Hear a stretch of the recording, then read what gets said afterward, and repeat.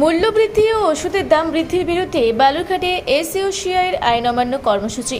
মূল্যবৃদ্ধি ও ওষুধের দাম বৃদ্ধি, বেকারত্ব সহ একাধিক দাবিতে বৃহস্পতিবার রাজ্য জুড়ে আইন অমান্য কর্মসূচি পালন করল এসইউসিআই। দক্ষিণ দিনাজপুর জেলার বালুরঘাট শহরেও এই কর্মসূচির অঙ্গ হিসেবে একটি মিছিল বের করে সংগঠনের কর্মী সমর্থকরা। বালুরঘাট শহরে এই কর্মসূচির নেতৃত্ব দেন দলের জেলা কমিটির সদস্য নন্দা সাহা।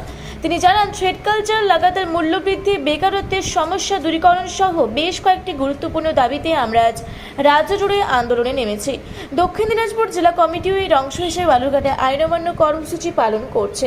এসইউসিআই নেতৃত্বে দাবি, কেন্দ্র ও রাজ্য সরকার জনস্বার্থ বিরোধী নীতি গ্রহণ করছে, যার ফলে সাধারণ মানুষ চরম দুর্বলতার সম্মুখীন হচ্ছেন। সংগঠনের পক্ষ থেকে হুঁশিয়ারি দেওয়া হয়েছে, যদি দাবিগুলি না মানা হয় তাহলে আগামী দিনে বৃহত্তর আন্দোলনের পথে হাঁটবে তারা।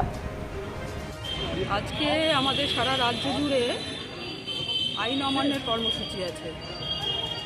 এটা হচ্ছে আমাদের ধারাবাহিক আন্দোলন যে চলছে। গত 21শে জানুয়ারি আমরা কলকাতায় মহামিছিল করে কলকাতাকে স্তব্ধ করে দিয়েছিলাম, এবং তারই ধারাবাহিকতায় আজকে এই অভয়া ন্যায় বিচার, আকাশ ছোঁয়া মূল্যবৃদ্ধি, শিক্ষা, স্বাস্থ্য সহ সমাজের সমস্ত স্তরে দুর্নীতি, ট্রেড কালচার, বেকারি, এই যে ধর্ম নিয়ে রাজনীতি, সাম্প্রদায়িকতা নিয়ে রাজনীতি, এবং তার সাথে স্মার্ট মিটার বাতিল, এই যে 748টা ওষুধ, সেই ওষুধের যে মূল্য বৃদ্ধি ঘটানো হলো, আমরা কেন্দ্র এবং রাজ্য সরকারের এই সমস্ত জনবিরোধী নীতির বিরুদ্ধে আমরা এই আজকের আমাদের এই আইন অমান্য, এই আন্দোলন আমাদের ধারাবাহিকভাবে চলবে এবং আরও বৃহত্তরভাবে গড়ে উঠবে।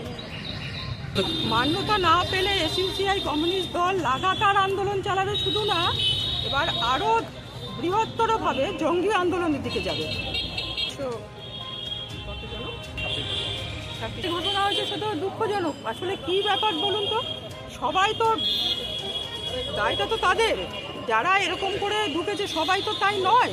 এটা আমরা যেটা বলবো সেটা হচ্ছে স্বচ্ছভাবে দেখা হোক, স্বচ্ছভাবে বিচার করে যারা সত্যিকারের চাকরি পাওয়ার প্রাপ্য তাদের চাকরি দেওয়া হোক, এভাবে সেটা দেখা হোক। মনে করছে হ্যাঁ, রাজ্য তো জোর বেড়ে যাচ্ছে। এই যে অভয়া ন্যায় বিচার যে পেল না, অভয়া ন্যায় বিচার যে হলো না, সে তো কেন্দ্র রাজ্যের পুরো সেটিং আছে, না হলে এটা কি এরকম করে হয় নাকি? এবং শুধু তাই না, যখন কেন্দ্রীয় সরকারের কথা আসছে, রাজ্য সরকার সবই মেনে নিচ্ছে, সবই মেনে নিচ্ছে। এবার দেখুন, যখন শিক্ষানীতি 2020 চালু হচ্ছে, কেন্দ্রীয় সরকার চালু করলো, রাজ্য সরকার একেবারে হুবহু সেটা চালু করবার জন্য প্রস্তুত হয়ে যাচ্ছে।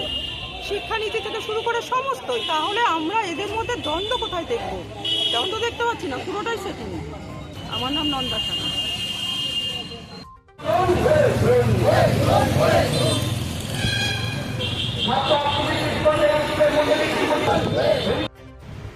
বিদ্যুৎ কুমার মাহাতোর রিপোর্ট, রূপসী বাংলা মিডিয়া।